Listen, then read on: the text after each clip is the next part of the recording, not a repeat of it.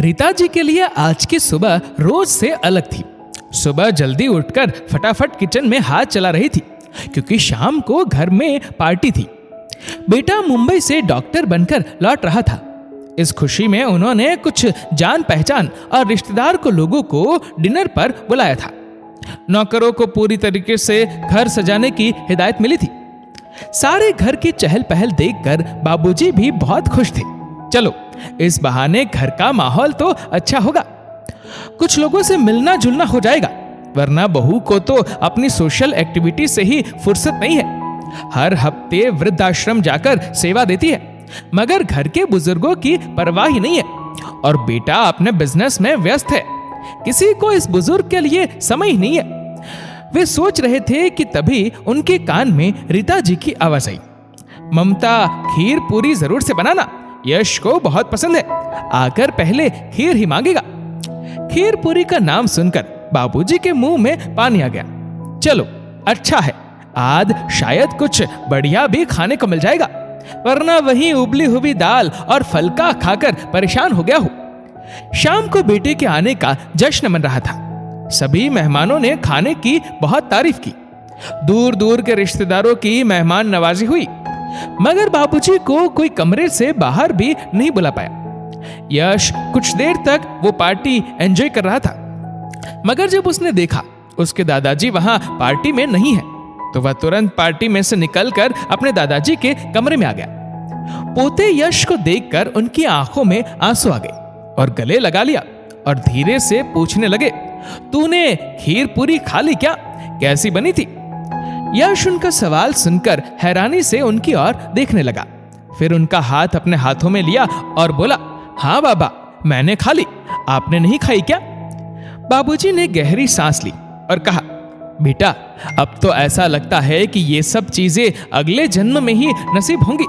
बीमारी के कारण तुम्हारी माँ मुझे उबला हुआ खाना ही देती है, वैसे भी उसकी कोई गलती नहीं है।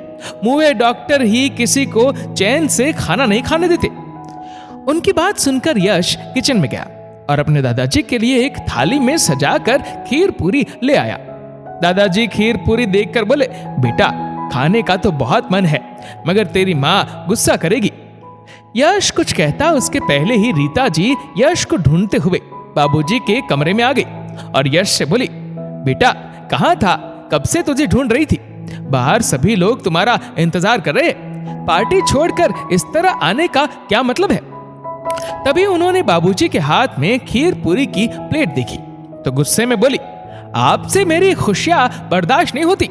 आज ही मेरा बेटा इतने दिनों के बाद लौटा है, उसकी खुशी में कुछ दिन खुश भी नहीं रह सकती।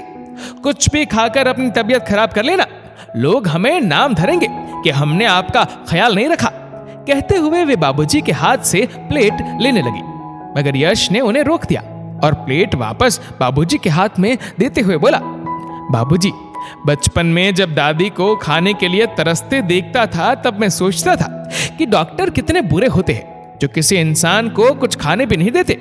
मगर दादी की मौत के बाद जब मैंने मम्मी को उनके नाम के ब्राह्मण को जमाते देखा तो समझ में आया, इंसान को जीते जी यदि सुख नहीं मिला तो मरने के बाद कैसे मिलेगा।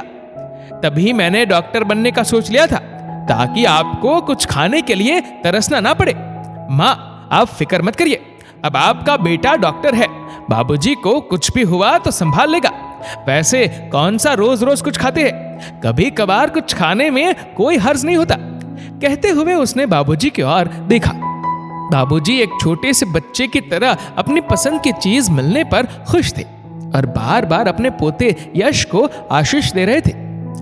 दोस्तों, हम लोग अपने घर के बुजुर्गों को तो सम्मान के साथ भोजन नहीं कराते हैं, मगर उनके मरने के बाद ब्राह्मणों को खूब सारा खाना खिलाते हैं ताकि दूसरे लोक में उन्हें खाना मिल सके।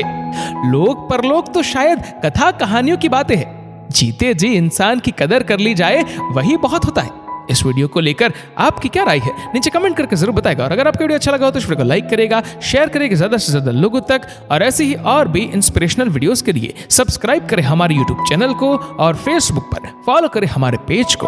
धन्यवाद।